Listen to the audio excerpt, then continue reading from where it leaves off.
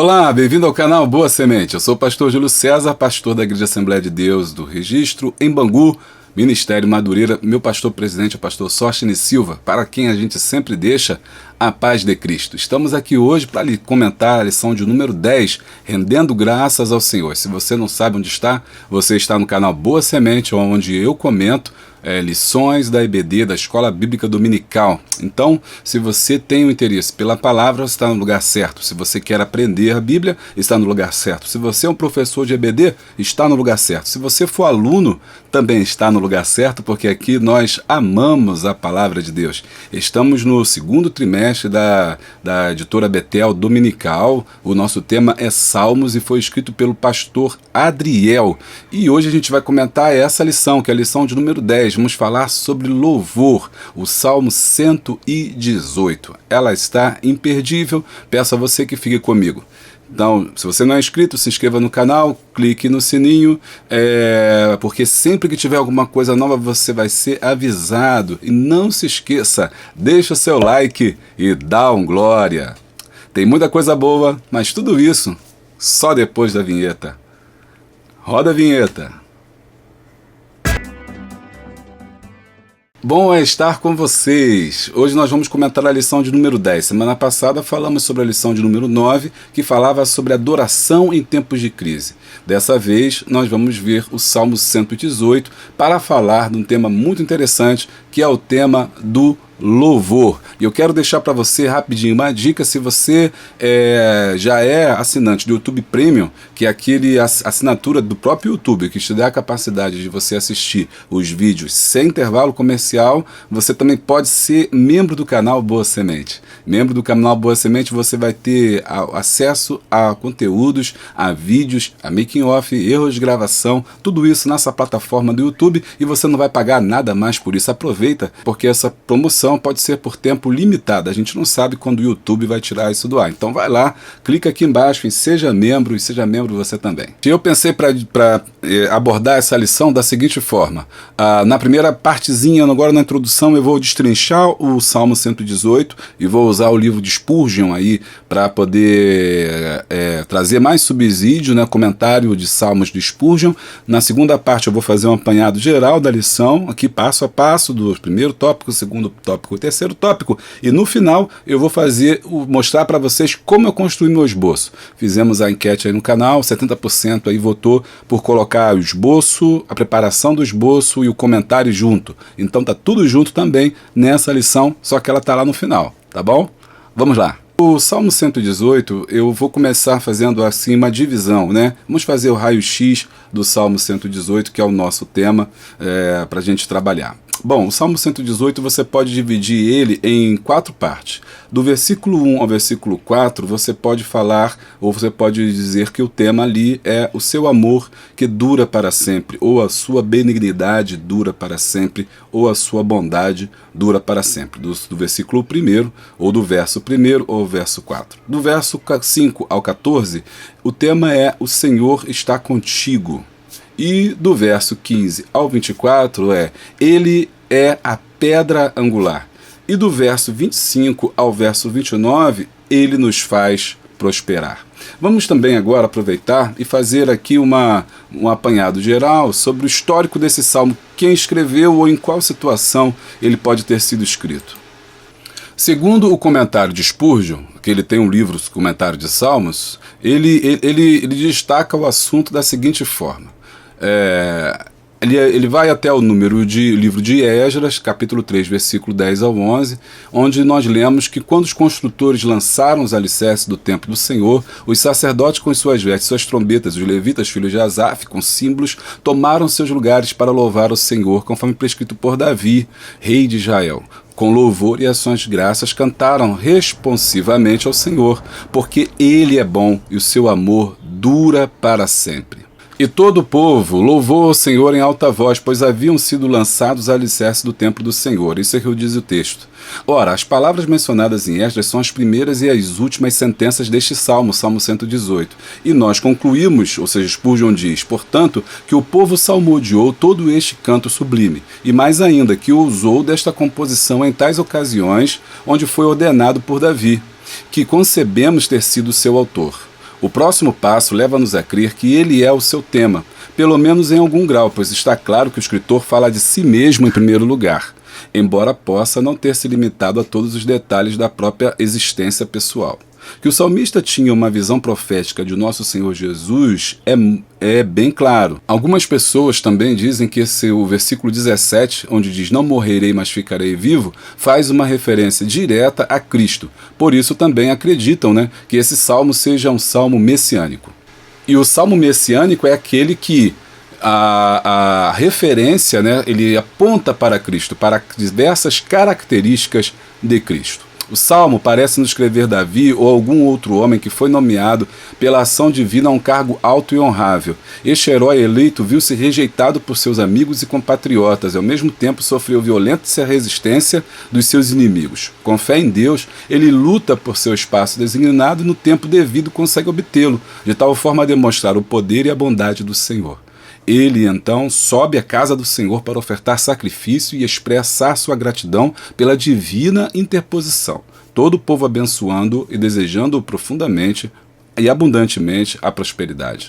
E bom, então esse é o que diz o Spurgeon, que é o comentarista base, uma outra referência aí que você pode usar para tentar entender o Salmo de 118. Então, conforme ele diz, como você observou, pode ter sido um texto usado ali para a reedificação do templo. E o autor também fala sobre isso. Vamos ver como é que o autor também aborda esse assunto, para que você tenha uma visão bem aclarada. Mas é sempre bom você entender o teu contexto do Salmo, do trabalho que você está lendo, do texto que está lendo como uma fonte e procurar dali tirar as lições importantes aí para a sua aula. Bom, outra coisa que eu quero falar para vocês é sobre essa palavra louvor, A palavra louvor, existem 3 palavras no hebraico que designam louvor. A primeira palavra no hebraico é barak, que significa bem dizer, abençoado. É até fácil lembrar, os Estados Unidos teve um presidente, antes desse que está aí, que foi chamado de Barack Obama. Não sei se vocês se lembram. Barak significa abençoar, abençoar ou abençoado, ou bem dizer. É a primeira palavra hebraica para Barak. A segunda é halal, que significa também bem dizer, mas ela significa mais um aleluia. Daí alguns estudiosos dizem que a palavra aleluia vem de halal, que significa louvai ao Senhor, bendizei ao Senhor. Enquanto barak é usado no sentido prático para qualquer coisa onde você abençoa alguém ou é abençoado. Por exemplo, alguns dizem também o termo para barak como baraká, bênção, baraká. A baraká do Senhor é a bênção do Senhor. Bom, e a terceira palavra hebraica é yadá. Yadá é dar graças, Algumas pessoas pronunciam yadá, como eu falei, outras pessoas só pronunciam yá, que significa dar graças a Deus. Bom, essas 3 palavras são as palavras principais. E para louvor, que é o tema de hoje, a palavra usada é halal. Ok? O aleluia, louvai ao Senhor, bendizei ao nome do Senhor. E nós vamos agora estudar, vamos entrar agora no nosso texto e vamos ver como é que ele dividiu essa lição. No primeiro tópico, ele fala sobre o título da lição. E aí ele vem descrevendo os motivos do título, por que o Salmo 118, onde ele é usado, o contexto mais ou menos histórico dele. No segundo tópico, ele já analisa o caráter de Deus, por que nós devemos louvar a Deus. No primeiro ele explica o que é o Salmo 118, no segundo ele fala por que devemos louvar a Deus. E ele vem dizendo as características de Deus, o motivo pelo qual nós o louvamos. E no tópico de número 3... ele faz o agir de Deus. O que Deus faz? Bom, vamos lá. No título, eu já falei bastante sobre isso, porque como vocês viram, e aí vocês com a revista aí na mão, vocês perceberam que Spurgeon já levantava todas essas questões aí. Bom, poderia ter sido cantado na inauguração do templo, a reinauguração do templo, foi escrito por Davi, é um salmo messiânico, ou seja, a vida de Davi reflete algumas características do Messias, algumas particularidades desse texto podem ser aplicadas também à vida de Cristo e também à própria vida de Davi. Esse é o apanhado geral do tópico 1. E ainda no tópico 1 ele fala sobre a gratidão. E falando sobre essa gratidão, ele diz que é importante, o louvor está relacionado à gratidão. Nós só podemos louvar a Deus pela gratidão. E isso é interessante porque se você está acompanhando, é aluno aqui nosso, aqui, já está há bastante tempo no canal, vocês perceberam que eu falei que na lição 10 existe uma diferença entre o louvor e a adoração, lembra? Se você perdeu essa lição, vai lá na lição 9 e assiste, que foi uma benção. Mas aqui, recuperando para a gente, eu posso aqui falar rapidamente para você sobre isso, dizendo que a adoração é o momento que nós fazemos para Deus, é algo que nós fazemos para Deus, ou a Deus, para Deus não, a Deus, pelo seu caráter, né? Pelo que Ele é. E no louvor, nós louvamos a Deus pelo que Ele faz. E aí você pode ter ficado com a seguinte dúvida, mas o salmista diz, louvai ao Senhor porque Ele é bom. Então, será que eu não estou louvando a Ele por um caráter? E aí, o caráter de Deus é ser bom? Então, isso não é um louvor, é uma adoração. Número 1. Às vezes é difícil a gente diferenciar quando é louvor ou quando é adoração. Porque a adoração, no meio de uma adoração, também existe um louvor. Né? E também no meio do louvor também pode existir adoração. As duas não são completamente separadas. Há momentos que eu posso apenas estar adorando, mas há momentos também que eu posso estar louvando o Senhor. Mas o interessante é você gravar que quando o salmista fala louvai ao Senhor porque Ele é bom, ele não está necessariamente louvando a Deus pela sua característica de ser bom, mas por causa dos atos que Ele faz, que são bons. Você entendeu a diferença? Então por isso ele está louvando, por isso é um cântico, por isso é um halal, é a glórias a Deus. Por quê? Porque ações divinas, intervenções divinas, né? Ações sobrenaturais na vida do homem, na vida terrena, pelas quais nós devemos dar graças, pelas quais nós devemos bendizer, Baraque, pelas quais nós devemos louvar. Entendeu? Então por isso esse é um salmo de louvor, apesar de estar falando do caráter e da personalidade de Deus, porque não necessariamente está louvando a Deus pelo seu caráter, mas por causa da ação que é proveniente do seu caráter. Entendeu? Então nesse salmo você vai encontrar louvai ao Senhor porque Ele é bom. Mas logo mais nós vamos fazer o esboço aqui também, né? Eu fiz uma enquete lá no canal Boa Semente, que agora fez também 10 mil inscritos. Eu quero agradecer a todos vocês aí. E lá pessoas responderam, 70% disse que prefere as duas coisas juntas. Um vídeo assim como eu estou fazendo. Primeira parte a explicação e depois o esboço. Então mais tarde no esboço eu vou mostrar para vocês 10 motivos pelos quais nós devemos louvar ao Senhor. Tudo isso hoje. Então não sai, não vai embora. No final, no esboço, para ficar mais didático, eu vou falar sobre os 10 motivos pelos quais nós temos que louvar ao Senhor. Aonde? Dentro do Salmo 118. Aí, tá vendo? Tem coisa boa aí, então não vai embora. Fique até nesse vídeo, até no finalzinho, para você aí ter comigo esses 10 motivos para você louvar ao Senhor e trazer aí para sua classe algo mais, porque o professor ele tem que ter um conteúdo a mais, ele não pode só ler revista. Para preparar essa aula, a gente tem que realmente ter que buscar um conteúdo mais, né? Não também buscar tanta coisa a ponto de deixar o seu aluno perdido ou confuso, trazer dúvidas, mas para clarear ali pelo menos um nível básico, que é o nível da nossa lição. Então, nesse 1.3 nós estamos falando dessa questão da gratidão, né? Louvar ao Senhor é um ato de gratidão. Gratidão a quem? Gratidão a Deus. Tópico 2, nós vamos ver o caráter de Deus. Ele diz lá no 2.1, louvai ao Senhor porque Ele é bom. E aí, como eu disse para você, você louva a Deus porque Deus intervém de forma boa, Ele age de forma boa. E é por isso que você louva ao Senhor, porque Ele age com bondade, porque a bondade é um atributo de Deus, conforme Tiago capítulo 1, do 16 ao 18, onde diz assim, Tiago 1, né, do 16 ao 18, não erreis, meus amados irmãos, toda boa dádiva e todo bom perfeito vem do alto, descendo do Pai das luzes, em quem não há mudança, nem sombra de variação. Segundo a sua vontade, Ele nos gerou pela palavra da verdade, para que fôssemos como primícias das suas criaturas. Então, entendei que o nosso Deus, né, Ele é bom, e o Tiago vai falando justamente sobre isso. Essa é uma das características de Deus, características do Senhor para a nossa vida. E alguns também comentam que Por exemplo, esse salmo faz uma referência direta, e ele também fala isso, o autor fala isso, ao Êxodo capítulo de número 15. Foi o primeiro louvor que foi cantado. O primeiro louvor cantado está em Êxodo capítulo 15, após a saída do povo do Egito e a travessia pelo Mar Vermelho. Ali teve um cântico de louvor a Deus. Alguns momentos Deus intervém na face da terra, Deus age de forma tremenda, e Ele sempre age com bondade, e é por isso que nós devemos louvar. Bondoso, o Senhor é bom, que significa bondoso, ou em algumas versões também você vai ler misericordioso. Misericordioso é aquele que que age com misericórdia. Êxodo capítulo 34, versículo 6. Agora, só Deus é bom, isso é verdade. Só Deus é bom.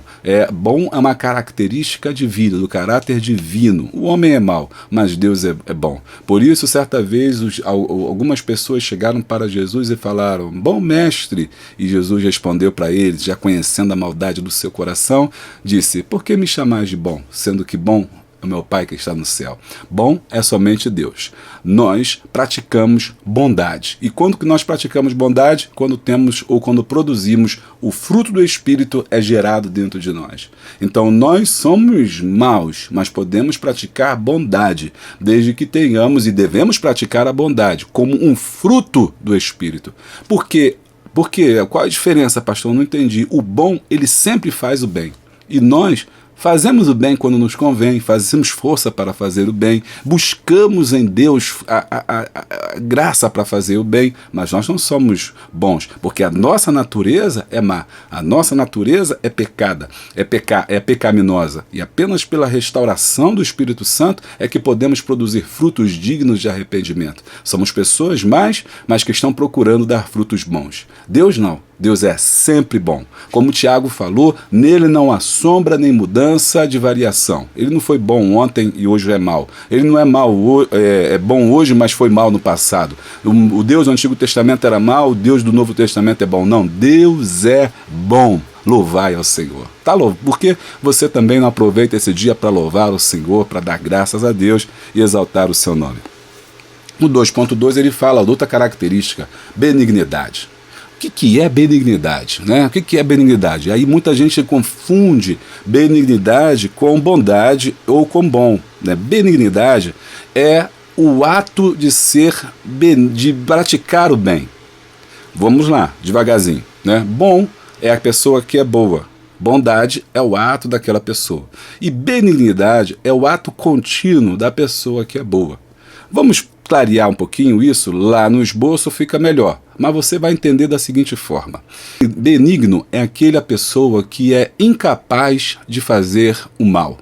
Gravou aí? Benigno é aquele que é incapaz de fazer o mal. Isso é benignidade. Ele é manso, ele é benigno, ele só faz o bem.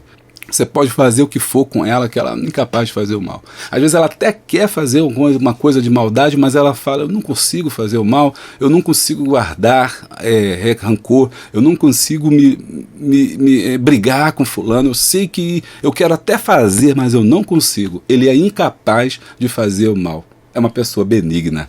Benignidade também é um fruto do Espírito, a capacidade de fazer o bem. Deus é benigno, Ele só faz o bem. Oh, glória a Deus! Sempre que Deus vai agir, Ele faz o bem. Ele nunca faz o mal. Aleluia! A pessoa, olha só, agora você vai entender até a diferença da pessoa que pratica bondade e da pessoa do benigno. Por isso que alguém, ao ler o texto, pensa que é uma redundância. Louvai ao Senhor porque Ele é bom. Louvai ao Senhor porque Ele é benigno. Mas benigno é a mesma coisa que bondade? Não. Benigno é a mesma coisa que bom? Ou benignidade é a mesma coisa que bondade? Não, são duas coisas diferentes.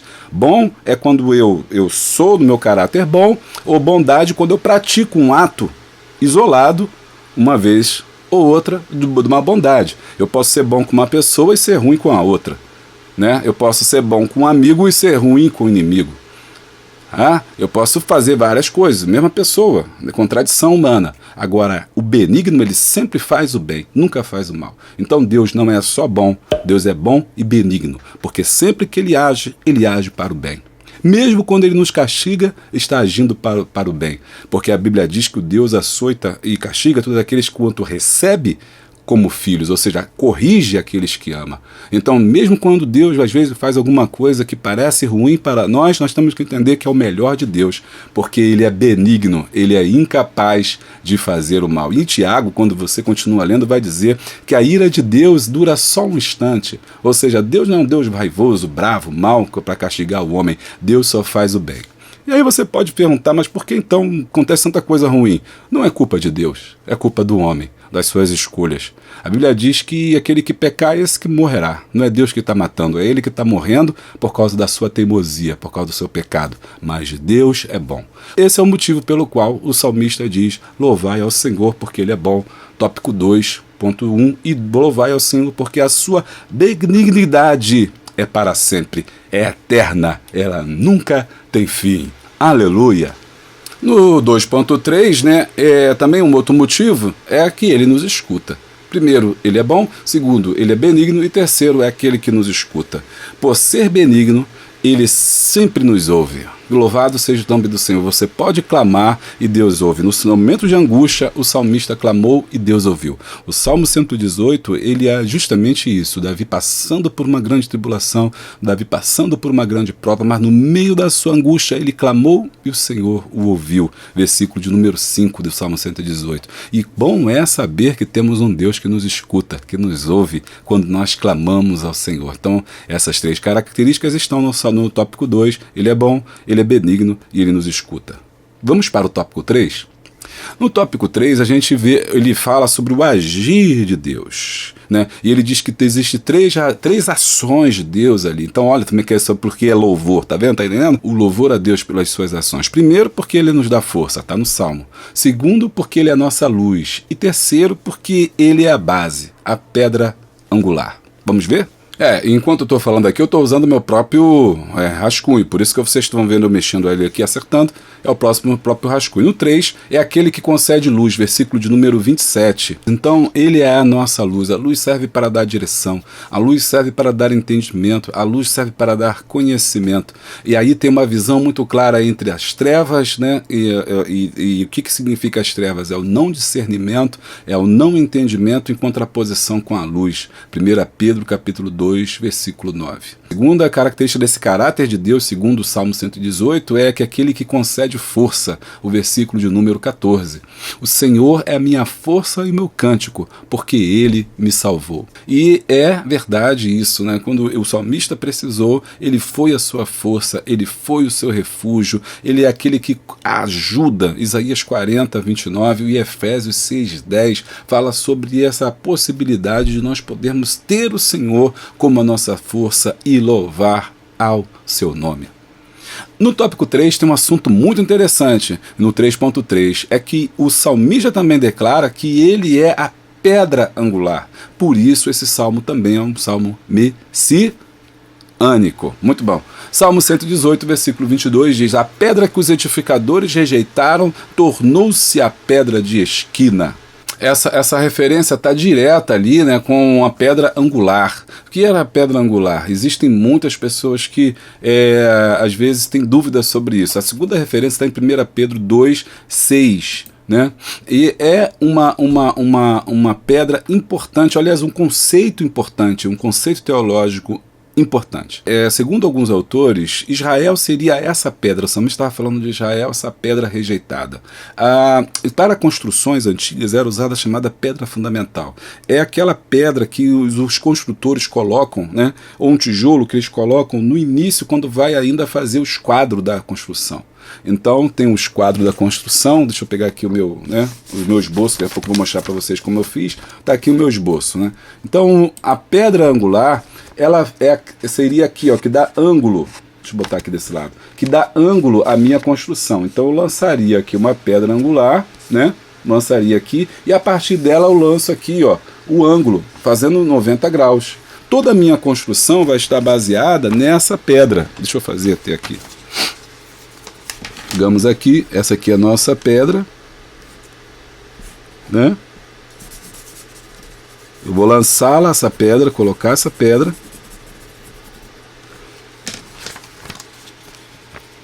toda a minha construção vai estar baseada, ela une dois lados, né, da parede, e ela dá o esquadro, a formação para tudo aquilo que a gente vai construir depois. Por isso ela era a primeira pedra colocada, era a primeira parte colocada na construção. Depois que se colocou ela, se batia ali, né, o esquadro para verificar o restante de toda aquela construção que ia ser feita. Por isso era a pedra principal, chamada pedra de esquina, porque ela está no canto, e chamada pedra fundamental, porque sem ela você não pode construir, porque você não saberia como sairia aquela casa. Agora, no Novo Testamento, Jesus é essa pedra, e é por isso que esse salmo é um salmo messiânico. Jesus é essa pedra rejeitada, pedra de tropeço, é a pedra angular sobre a qual se sustenta o edifício de Deus. Mateus 21, 42. As passagens evangélicas que se referem a Jesus como pedra rejeitada ou de tropeço têm origem veterotestamentária e podem mesmo referir-se ao próprio Yahvé. Embora nessas passagens não apareça a ideia de rejeição ao Messias pelo povo de Israel, ela aparece no Talmud. Nessa referência, o Messias, filho de Davi, é descrito como aquele que, conforme Isaías 8,14, será a pedra de tropeço e a rocha de escândalo para as duas casas de Israel. E por que ele é a pedra de tropeço? E é porque é aquela que eles rejeitam para construir o alicerce da sua espiritualidade, né? Israel rejeita esse alicerce. Então por isso que é a pedra rejeitada, eles deixam de fora. E como eles deixam a pedra angular, como eles deixam a pedra fundamental, toda a sua construção está posta em xeque. Toda a sua construção está construída no terreno errado, na forma errada, sobre uma base errada. E quando eles terminam de construir, eles verificam que a construção está torta, está errada, porque eles deixaram de fora a pedra fundamental. E eles colocaram no lugar dessa pedra, né, os velhos conceitos ritualísticos, a lei, mas esqueceram da verdadeira pedra, que é Cristo, essa que foi rejeitada pelos edificadores, né? Ou seja, pelos religiosos da época, rejeitaram Jesus, rejeitaram ao Senhor. Essa é a pedra base da nossa da nossa espiritualidade, né? Da nossa forma de se relacionarmos com Deus. Portanto, eu e você também podemos aplicar isso na nossa vida, dizendo que sem Jesus, essa pedra fundamental, a nossa devoção, a nossa ligação com Deus não pode ser completa. A nossa religiosidade não pode ser sincera. A nossa espiritualidade não pode ser sincera, uma vez que ela não se baseie na pedra fundamental que é Cristo. Por isso, o apóstolo Paulo também fala sobre o edifício de Deus, que todos nós estamos a construir baseados nesse edifício, essas obras, essa espiritualidade, a nossa vida espiritual deve estar baseada em Deus.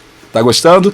Deixa o glória e dá o like. E se você aí, vamos agora pensando no nosso esboço, e eu vou te mostrar como é que eu construí o esboço, né? Vamos lá agora nessa segunda parte do vídeo, eu vou falar para vocês como é que a gente construiu. Vamos lá? Gente, deixa eu falar para vocês aqui uma coisa importante. Se você quer apoiar o nosso canal, sejam nossos apoiadores aqui, clicando nesse link aqui dos apoiadores. E eles têm o seu nome no final de todo vídeo, que são aqueles que nos apoiam. Você pode cancelar quando quiser, entre no site do Apoie-se e seja um daqueles também que nos ajudam a fazer esse canal. E se você também quiser ter conteúdo exclusivo, vídeos exclusivos, making off, por aí vai, vídeos só para membros, seja membro do canal Boa Semente, clica também nesse ícone azul e aí embaixo do vídeo, na descrição do vídeo, e você vai ser membro, vai ter uma área só para você, o membro tem destaque nos comentários, o membro tem um canal mais reservado e tem vídeos ali exclusivos, tá bom? Vamos lá. Bom, então vamos lá ao nosso esboço. Vou mostrar aqui para vocês como é que a gente produziu. Lição de número 10, rendendo graças ao Senhor. Como você sabe, estamos aí no Salmo 118, né? Os versículos escolhidos foi 1, 2, 5, 14, 22, 27, 28, talvez por falta de espaço, né? Então você não tem o Salmo todo, mas como eu falei, você precisa dar uma recuperada lá, ler tudinho, direitinho. Introdução. E aí tem 3 palavras hebraicas que eu falei para vocês aí no começo, né? Barak, Halal e Yadá, que são as palavras hebraicas para entendimento aí do que seria o termo de louvor. Barak, bem dizer, o abençoado, halal, também significa bem dizer, mas deriva da palavra aleluia, né? Que significa louvar ao Senhor ou dar graças. E Yadá também, ou Iá também, é chamado de dar graças. Essas são as 3 palavras principais usadas para louvor, que é o tema de hoje. No Salmo, a gente tem a palavra halal, né, que ele frisa bem isso. Bom, é um salmo de louvor, o halal.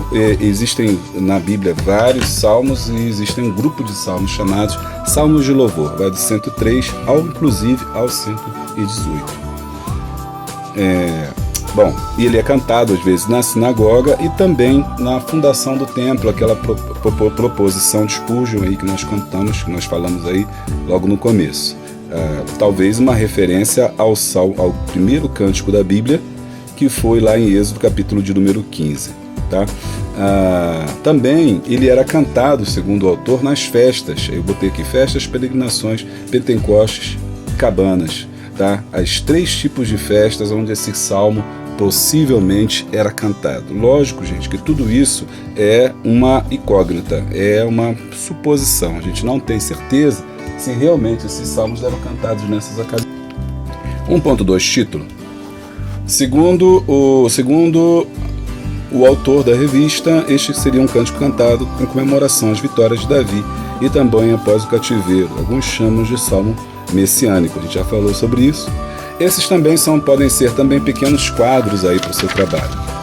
Gratidão, 1.3 é o tema que ele ali aborda, né? Ao longo dos salmos vemos o convite a louvar o Senhor. Louvor também é uma forma de gratidão. Tudo que tem fôlego louva o Senhor. Eu prometi para vocês 10 razões para se louvar a Deus. Primeiro, e tudo no Salmo 118. Tá com a Bíblia? Então acompanha comigo. 10 razões, né? 10 razões para nós louvarmos ao Senhor, para louvar a Deus. E por que a gente louva a Deus? Por causa do seu caráter, né? Ele é bom, isso é um atributo de Deus. Tiago 1, 16, 18, a gente comentou bem sobre isso na primeira parte. E aqui eu trouxe uma diferença, uma relação entre bom, bondoso, que também quer dizer misericordioso. Exemplo, você pode ter a referência em Êxodo capítulo 34, versículo 6. Só Deus é bom, tá ok?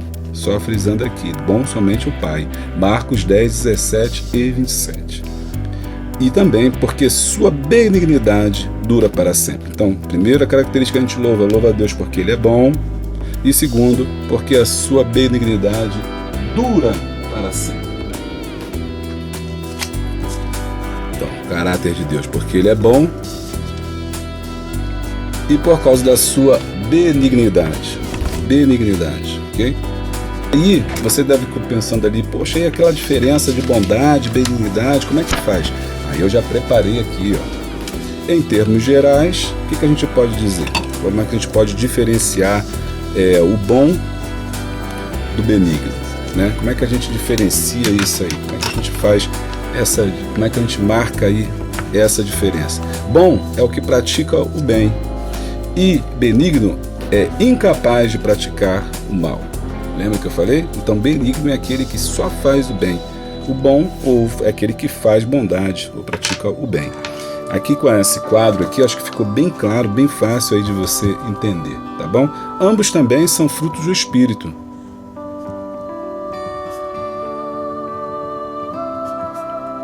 Gálatas 5, 22. Só para não esquecer, né? Observação, só Deus é bom, essência, mas nós somos maus. Miqueias 7:2 ou Romanos 3:23 comprova isso. 2. Quando recebemos ou damos o fruto do Espírito, praticamos a bondade. Gálatas 5:22. Vou desenhar aqui. Também pastor, professor. Aqui é minha sementezinha. Então tá bom. Não ficou muito bom não, né? Mas a gente vai levando. Ficou nada bom.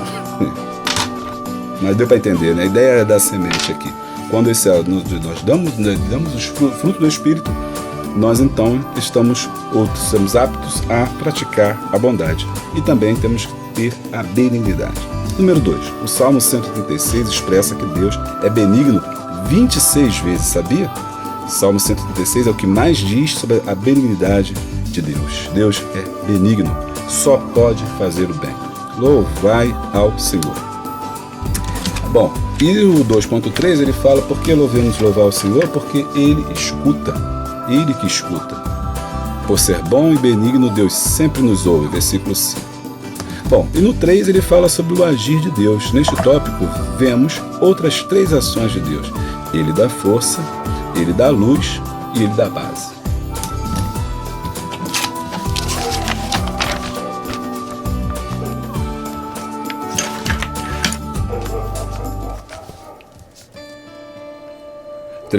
Aquele que concede a luz, versículo 27. A luz serve para quê? Para dar direção, entendimento, conhecimento, não é isso? É uma visão em contraste com as trevas, de 1 Pedro 2:9. Vamos botar a nossa lâmpada aí? A nossa luz. Aquele que concede força também. 3.2, versículo 14. Deus é aquele que nos fortalece, ou Deus fortalece os seus filhos. Isaías 40:29 e Efésios 6:10. Aqui o meu altera aqui, ó. Deus é o nosso, é força, fortaleza. 3.3, a pedra angular, versículo 22, né? Significado dessa pedra, né? Base, direção e alinhamento. Aqui a luz, direção, entendimento e conhecimento, visão em contraste com as trevas. Aqui, força. E aqui, a pedra angular, significa o quê? A base, a direção, o alinhamento, também chamado de pedra de esquina. Eu trouxe várias referências aqui, ó, para você poder estudar. Mateus 16:18, dá pausa no vídeo e você vai vendo.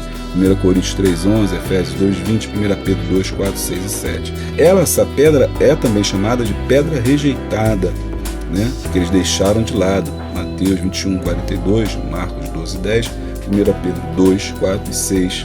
Mas também a pedra eleita, 1 Pedro 2, 4 e 6. Tá bom? Vou desenhar essa pedra aqui, mais ou menos. Será que a gente consegue fazer essa pedra? A pedra de esquina seria mais ou menos a pedra que fica aí na ponta da construção, né? É a pedra base da construção. Qual o desafio aí? Que era a primeira pedra a ser colocada e depois que você colocaria as outras pedras ali, formando a sua obra depois.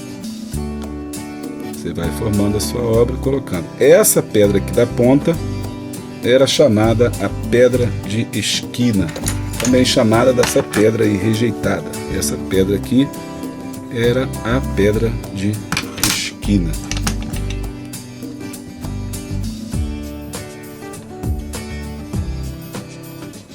Ela que formava essa base, né? Dava a direção para as outras 2 partes das paredes. A partir dela era construída. Israel deixou essa pedra, abandonou essa pedra, que é Jesus, e em cima dela construiu aí um edifício completamente baseado na sua religiosidade, em leis e princípios, e por isso está fora aí da vontade do Senhor. Bom, referia-se a Israel no Antigo Testamento, depois foi usado em referência a Jesus, a pedra que os edificadores rejeitaram, e por isso também é um salmo messiânico, que é um salmo que fala do Messias. Conclusão: o Salmo 118 instrui o povo de Deus à gratidão, a ser grato, né? Reconhecimento à bondade de Deus. Fim. Deixa o like e dá o glória. Gostou? Essa aqui é a nossa lição, já está preparadinha. A lição de número 10, nosso caderno está quase pronto. Nosso caderno está quase pronto já. E esse aqui é o verde. Verde tá bom. Nosso caderno está quase pronto já. Aí eu vou marcar agora ele todinho para a gente na hora da aula falar só aquilo que der tempo, né? Porque às vezes não dá tempo da gente falar tudo. A gente está marcando aqui rapidinho. Gratidão. O caráter de Deus.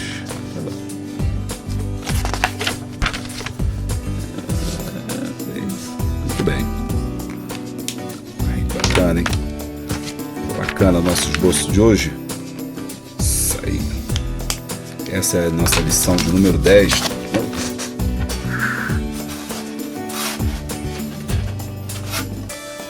E aí tá prontinho para você ir para a EBD.